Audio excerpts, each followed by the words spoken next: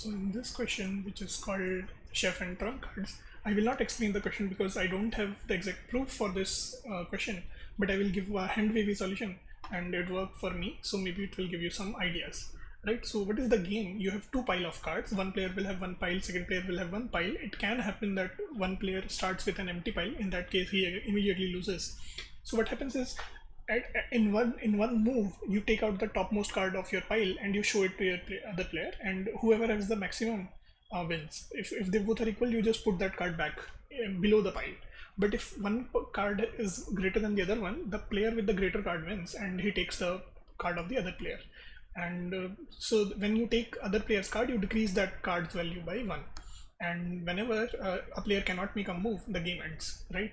So suppose I have 4 and you have 3, I win. I take your 3, I put 4 below my deck, and then I take your 3, I decrease its value by 1, and I put that below my deck, right?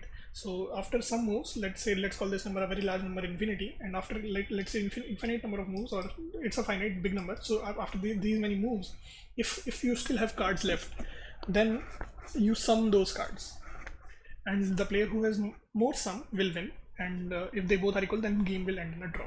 So we have to find all those. So basically now what you have to do is you have n cards and you have to distribute those values, those cards to each of the player, and you have to tell in how many distributions the game will not end in a draw, right? So we will count in how many distributions the game will end in a draw, and we will subtract that from the total number of distributions.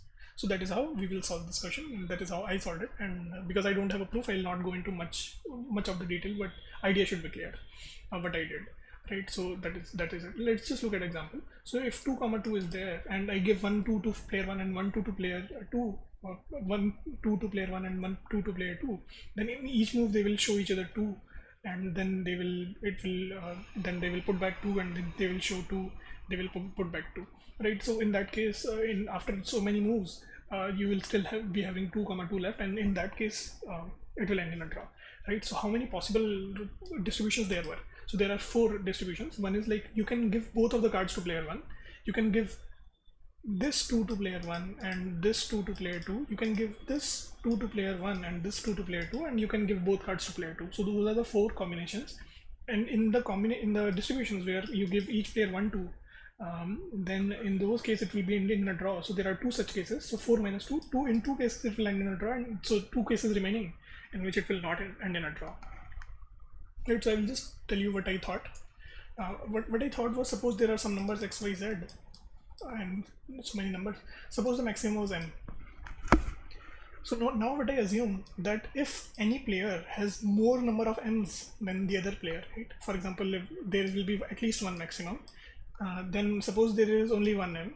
So I assume that if a player gets this m, then it will be able to demolish all the other numbers, right? So when a number only decreases when a greater number comes in front of it. So whenever this n comes, I will assume that it will demolish everything. So the player who gets maximum card will be the winner, right? And suppose, so I extended that theory to say, assumption basically, to say that if there are odd number of cards, odd number of maximums in the cards, right? So suppose number were 1 2 2 1, so maximum is occurring even times, but in this case 2 is occurring 3 times. So if occurrence of m were odd, then that means one player will always get more number of m's, x m, and let's say I get y m's, right? So suppose x is greater than y, so I just assume that x will always be able to demolish all the numbers of y which are less than m, and these m's will demolish all the numbers which are less than m in this case, something like that. But in the end, you can't demolish these m's in any way. So if this, even if this games continue to infinity or 10 to the power 100, you will have more m's than this guy, right? So in this case, I assume that this will win. Or even if it is not demolished, then the remaining cards here will be more than this. So I'm assuming, so this is the assumption I made, that if one player has more number of maximum elements, then that will be the winner. So when it can draw, it can only draw when you have even number of maximum elements. I'm not saying that m is even, right? So it can be the case that 1 3 3 1 3. So 3 is odd, that is okay. 3 is odd, that is okay, but the number of 3's is 2, right? So that is what you want. So if 1 3 3 1 3 was there and occurrence is 3, then it goes in this case, not when the maximum itself is 3. So the occurrence of frequency of even number is even. odd, that is what I'm talking about. So when it is even, then if I give x m's to first player and y m's to first player, again if x and y are not equal, then they will end up in a winner, as I mentioned here. But if x is equal to y, that is the only case in which draw will happen. Because I could not prove it, so I'm not going much into detail, but that is it. So x is equal to y is equal to frequency divided by 2.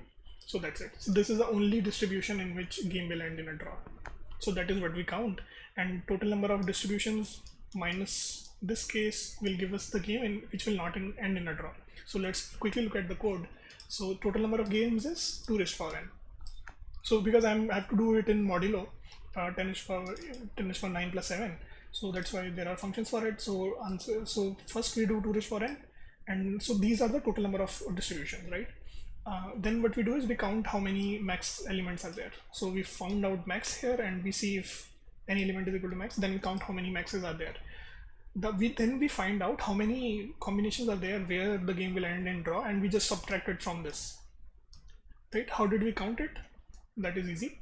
So you have you have two counts time of maximum element, right? So let the frequency give, then you have 2f occurrences of, oh wait, you have even number of, so whatever. So basically you have even number of occurrence of maximum element, so that occurrence be 2f. Then how do you select half of them and give it to one player? So 2f cf is the number of possibility, and how many remaining are there, and minus 2f, and how many possibilities for their distribution is 2 raised to power n minus 2f. So that's it. So that's how I did it. So remaining is n minus count, which is n minus 2f.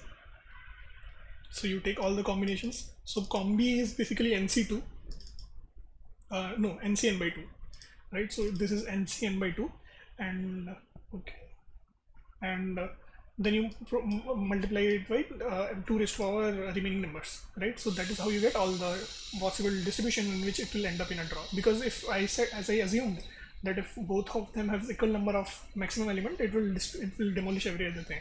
So that's why it does not matter how you distribute other things. So that is what I assumed, and this gives me correct answer. So the only case in which it will draw is when you have even number of maximum number and they are equally divided. So then implementation is not that tricky if you know how to calculate powers and combinations in modulo. So that's it. Hope it was helpful.